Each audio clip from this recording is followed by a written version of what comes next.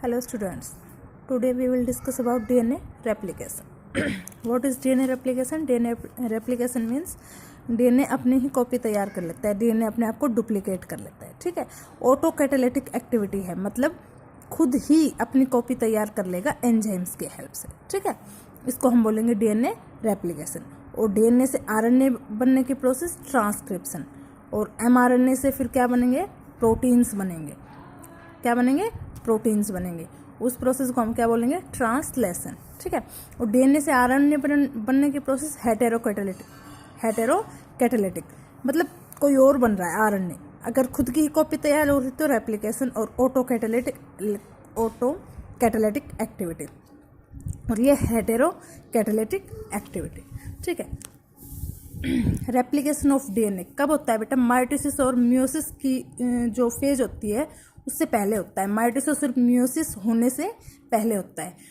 देखो, जीवन फेज होता है किसी भी सेल साइकिल में, जीवन फेज, उसके बाद S फेज आता है, उसके बाद G2 फेज, उसके बाद M फेज। M फेज का मतलब माइटोसिस या मियोसिस फेज, ठीक है। तो S फेज में होता है DNA रेप्लिकेशन। कहाँ होता है? S phase of interphase. Interphase के S फेज में होता है DNA replication. 3 possibilities of replication of DNA, मतलब कैसे रेप्लिकेट करता है DNA, इसकी 3 पॉसिबिलिटीज दी साइंटिस्ट ने, ठीक है, कि कैसे DNA अपने आप को रेप्लिकेट करता है। सबसे पहले दी गई डिस्पर्सिव मैकेनिज्म। डिस्पर्सिव मैकेनिज्म मतलब क्या कहा उन्होंने कि DNA है पूरा, क्या होता है जब रेप्लिकेट करता है तो ब्रेक हो जाते हैं इसके मॉलिक्यूल्स, इसके न्यूक्लियोटाइड्स, ठीक है। सभी ब्रेक हो गए और फिर हर न्यूक्लियोटाइड या फिर हर मॉलिक्यूल अपनी ही कॉपी तैयार करता है, और फिर जब वो डबल हो जाते हैं तब दोबारा से दूसरा DNA तैयार हो जाता है। लेकिन वो प्रूव नहीं कर पाए, और साइंस में कोई चीज़ प्रूव नहीं कर पाए तो वो मान्य नहीं होती है, और कोई एविडेंस नहीं दे पाई, इसलिए ये अमान्य हो गई, ठीक है, नो एविडेंस। फिर कुछ साइंटिस्ट ने दिया कंजर्वेटिव मैकेनिज्म। कौन सा? Conservative mechanism. इसमें उन्होंने कहा, ये जो मैंने आपको नोट्स दे रखे हैं ना बेटा, उसमें पूरा डिटेल में लिख रखा है, इसलिए मैंने यहाँ पे नहीं लिखा, वहाँ से रीड कर लेना एक बार, ठीक है। कंजर्वेटिव मैकेनिज्म का क्या बताया उन्होंने कि DNA है वो अपने फोटोकॉपी कर लेता है, मतलब DNA है ओरिजिनल, वो एज इट इज़ रहेगा और नई कॉपी उसकी तैयार हो जाएगी, जैसे फोटोकॉपी होती है ना वैसे ही। लेकिन वो भी क्या नहीं कर पाए? प्रूव नहीं कर पाए इस बात को, कोई एविडेंस नहीं दे पाए, इसलिए ये भी अमान्य हो गए, ठीक है। फिर जो वाटसन और क्रिक है, उन्होंने ही तो DNA डबल हेलिक्स स्ट्रक्चर दिया था। फिर उन्होंने क्या बताया कि सेमी कंजर्वेटिव मैकेनिज्म होता है DNA रेप्लिकेशन का। कैसा? Semi conservative mechanism. लेकिन बेटा वो प्रूव नहीं कर पाए इस बात को, ठीक है। लेकिन 2 साइंटिस्ट आए, मेसेल्सन और स्टाल 1958 में। उन्होंने कहा हम वाटसन और क्रिक की बात से बिल्कुल सहमत है, और उन्होंने इसके लिए क्या एविडेंस प्रोवाइड करवाए, ठीक है, फॉर दिस। और उन्होंने एक्सपेरिमेंट करने के लिए कौन सा बैक्टीरिया यूज़ किया? एस्टेरिया कोलाई, ठीक है। और यूज़ किए क्या? Isotopes of nitrogen. नाइट्रोजन के आइसोटोप इसलिए लिए क्योंकि DNA में नाइट्रोजन होता है, DNA में नाइट्रोजन बेसिस होते हैं। उन्होंने आइसोटोप यूज़ किए नॉर्मल DNA N14, और एक ले लिया N15 heavy isotope of nitrogen. Heavy isotope of nitrogen. अच्छा, ये रेडियो एक्टिव नहीं है, सिर्फ हैवी, डेंसिटी में डिफरेंट है, इनकी डेंसिटी मतलब वेट में डिफरेंस है। N14 हल्का होगा, N15 थोड़ा हैवी होगा। हैवी आइसोटोप ऑफ नाइट्रोजन उन्होंने यूज़ किया, ये ध्यान रखना बेटा, रेडियो एक्टिव नाइट्रोजन यूज़ नहीं किया, उन्होंने हैवी आइसोटोप लिया सिर्फ, ठीक है। N14 और N15 की डेंसिटी में डिफरेंस है, okay. In their experiment they cultured bacteria E coli in a culture medium which contains heavy nitrogen. देखो उन्होंने अपने एक्सपेरिमेंट में क्या किया? पहले तो कौन सा बैक्टीरिया यूज़ किया? एस्टेरिया कोलाई, ठीक है, ध्यान रखना ये बात। फिर उन्होंने एस्टेरिया कोलाई एक बैक्टीरिया लिया, उसको कल्चर मीडियम में क्या किया? ग्रो किया। कल्चर मीडियम जिसमें न्यूट्रिएंट होते हैं और कोई भी बैक्टीरिया उसमें आसानी से ग्रो कर सकता है, कल्चर प्लेट में, कल्चर मीडियम में ग्रो करवाया, ठीक है। और उन्होंने नॉर्मल नाइट्रोजन की बजाय जब न्यूट्रिएंट्स डाल रहे थे तो उन्होंने नॉर्मल नाइट्रोजन नहीं लिया, उन्होंने क्या लिया? N15 हैवी आइसोटोप लिया नाइट्रोजन का, ठीक है। They grew bacteria up to 17 generation in that culture medium, और उस मीडियम में उन्होंने इकोलाई को 17 जनरेशन तक ग्रो करवाया, ठीक है। और एक एस्टेरिया कोलाई बैक्टीरिया 20 मिनट में अपने आप को डबल कर लेता है, ठीक है। अगली 20 मिनट में 2 से 4, 4 से 8, 8 से 16 ऐसे हो जाते हैं, ठीक है। तो 17 जनरेशन में बहुत सारे बैक्टीरिया, हजारों मिलियंस बैक्टीरिया हो गए होंगे उनके पास, ठीक है। After 17 generation they found that now in both the strands of DNA of bacteria N15 is present, this DNA are called heavy DNA. अब उन्होंने 17 जनरेशन के बाद एक एस्टेरिया कोलाई बैक्टीरिया लिया और उसका डीएनए देखा, तो उन्होंने क्या देखा कि उसके बैक्टीरिया में उसके डीएनए में दोनों स्ट्रैंड N15 के हैं, ठीक है। यहाँ तक बात समझ आई। N15 के बन गए दोनों स्ट्रैंड, क्यों? क्योंकि जो नाइट्रोजन इनको जहाँ से मिला, इस बैक्टीरिया को जहाँ से नाइट्रोजन मिला, वहाँ कल्चर मीडियम में उन्होंने नाइट्रोजन कैसा डाल रखा है, heavy isotope of nitrogen N15 वाला डाल रखा है, ठीक है। फिर उन्होंने उनमें से जो N15 बैक्टीरिया थे जिनकी दोनों स्ट्रैंड, उनमें से one of this bacteria was now cultured in a normal medium which contains normal nitrogen. अब उनमें से एक बैक्टीरिया लिया और दूसरे कल्चर मीडियम में उसको ग्रो करवाया, जिस कल्चर मीडियम में नॉर्मल नाइट्रोजन था। इस बार कैसा नाइट्रोजन था? नॉर्मल, ठीक है। आफ्टर 1 जनरेशन, एक जनरेशन के बाद, दे found that the density of DNA of bacteria is intermediate between heavy DNA and light DNA. तो उन्होंने एक जनरेशन के बाद क्या देखा कि उनके जो डीएनए की डेंसिटी है, उनके जो डीएनए की वेट है, वो इंटरमीडिएट है, ठीक है। जो बैक्टीरिया N15 में ग्रो हो रहा था उसका डीएनए उन्होंने क्या देखा कि उसका डीएनए है हैवी डीएनए, और नॉर्मल डीएनए लिया तो उसका इंटरमीडिएट आया, मतलब एक स्ट्रैंड तो हो गया N15 का बन गया और दूसरा स्ट्रैंड N14 का बन गया, ठीक है।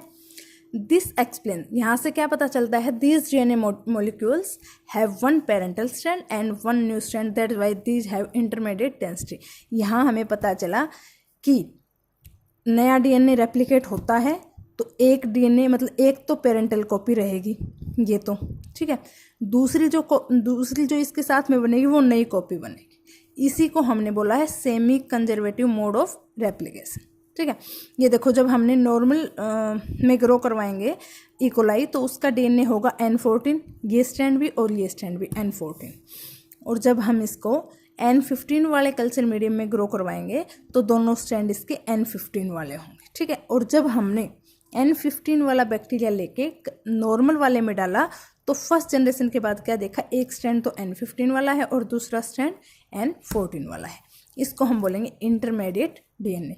यहाँ से पता चला कि एक तो N15 वाला पेरेंटल रहा, दूसरी जो नई कॉपी बनी वो नाइट्रोजन कल्चर मीडियम से लेगा, और कल्चर मीडियम में इस बार नाइट्रोजन कैसा है, नॉर्मल नाइट्रोजन है, लाइट आइसोटोप है, ठीक है।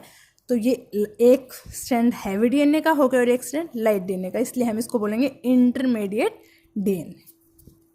अच्छा, ये कैसे पता चला हमें, डेंसिटी के बेस पे, ठीक है। और डेंसिटी कैसे पता चली, buoyant density centrifugation uses the concept of buoyancy to separate molecules in a solution. ये क्या है, बायोन्ट डेंसिटी सेंट्रीफ्यूगेशन। इसमें बेटा क्या करते हैं, बायोन्सी के हिसाब से, डेंसिटी के हिसाब से मॉलिक्यूल्स सॉल्यूशन में क्या हो जाते हैं बेटा, सेपरेट हो जाते हैं डेंसिटी के हिसाब से, ठीक है। और इसमें यूजुअली यूज़ किया जाता है सॉल्यूशन किसका, सीजियम क्लोराइड। कौन सा सॉल्यूशन यूज़ किया, caesium chloride, caesium chloride, okay.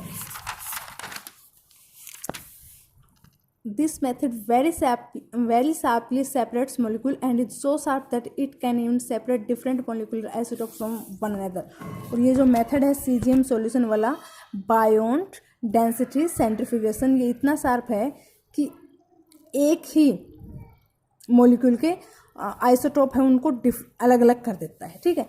जैसे ये है, हम सेंट्रीफ्यूगेट करते हैं, ठीक है। इसमें बैक्टीरिया डाल दिया हमने, एक हैवी डीएनए वाला, एक लाइट डीएनए वाला और एक इंटरमीडिएट डीएनए वाला। तो सबसे नीचे जो होगा वो होगा हैवी डीएनए वाला, सबसे ऊपर होगा वो लाइट डीएनए वाला, है ना।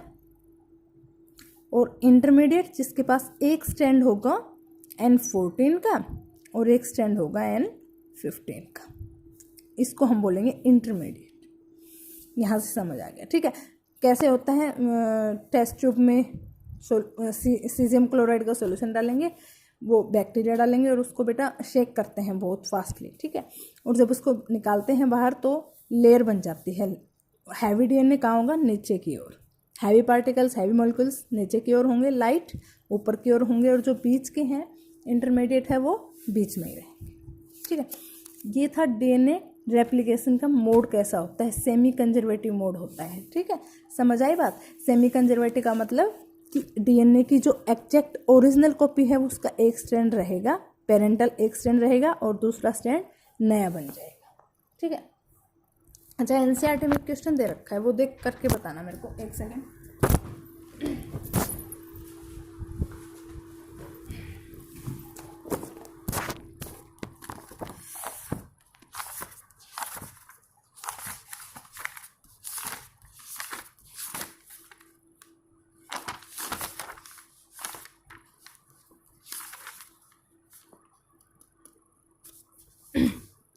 If Escherichia coli was allowed to grow for 80 minutes, अगर हम एस्टेरिया कोलाई बैक्टीरिया को 80 मिनट तक ग्रो करें, देखो 20 मिनट में एक बार में ये डबल कर लेता है अपने आप को, 80 मिनट में इसकी कितनी जनरेशन हो गई, 4 generation. Then what would be the proportion of light and hybrid density DNA molecules, तो मतलब कितने हाइब्रिड डीएनए बनेंगे या फिर इंटरमीडिएट डीएनए बनेंगे। देखो फर्स्ट जनरेशन में एस्टेरिया कोलाई है, फर्स्ट जनरेशन में अपने आप को डबल कर लेगा, सेकेंड में फर्स्ट जनरेशन, सेकंड 4 से 8 हो गए और 8 से 16 हो गए, 20 40 60 और 80 है ना, 16 हो गए ना, ठीक है। एस्टेरिया कोलाई है, पहली बार में इसके दोनों स्ट्रैंड क्या होंगे बेटा, नहीं सॉरी, पहली जनरेशन में तो एक बैक्टीरिया है उसने 2 बन गए, एक N14 का हो गया और एक N15 का हो गया, दोनों कैसे हो गए, हाइब्रिड हो गए। फिर ये N14 N15 दोनों हाइब्रिड हो गए फर्स्ट जनरेशन में। क्यों, हैवी डीएनए हैवी आइसोटोप से हमने उस बैक्टीरिया को कल्चर मीडियम कौन से में, नॉर्मल नाइट्रोजन वाले में ग्रो किया है, तो एक तो पेरेंटल डीएनए के स्ट्रैंड होगा और दूसरा जो नया बना होगा वो। फिर इसके बाद इनको हम इन दोनों बैक्टीरिया को ग्रो करते हैं, ये कैसे होगा, एक तो ये स्ट्रैंड आ गया, एक ये एक ये, 2 से 4 बनेंगे ना। ये कैसा है, N15 वाला है, ये है N14 वाला, ये है N15 वाला और ये है N14 वाला। अब जो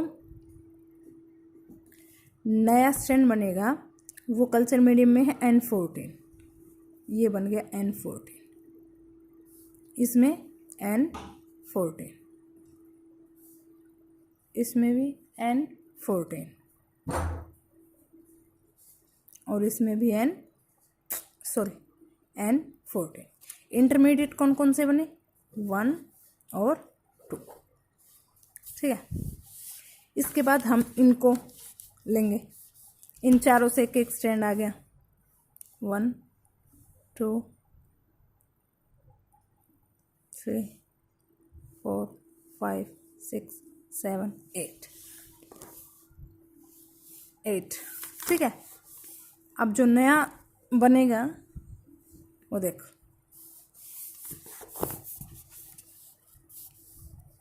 ये N15 और N14 है, N15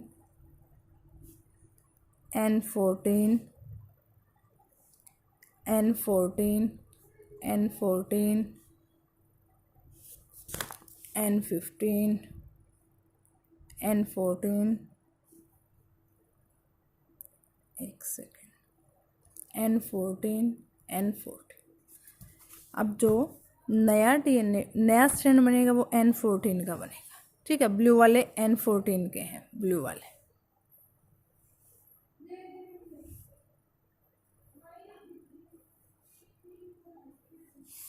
इंटरमीडिएट कितने हैं, N15 वाला एक ये हो गया इंटरमीडिएट,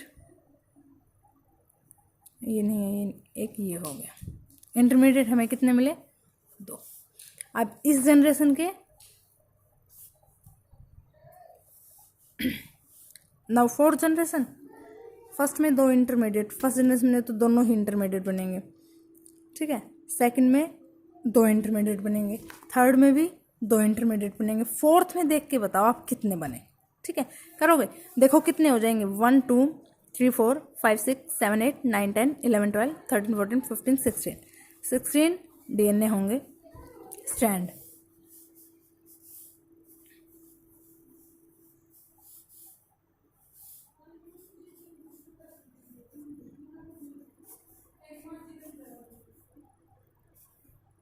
ओ 16 होंगे, ठीक है। इन पे देख के बताओ, N15 N14 ऐसे करके।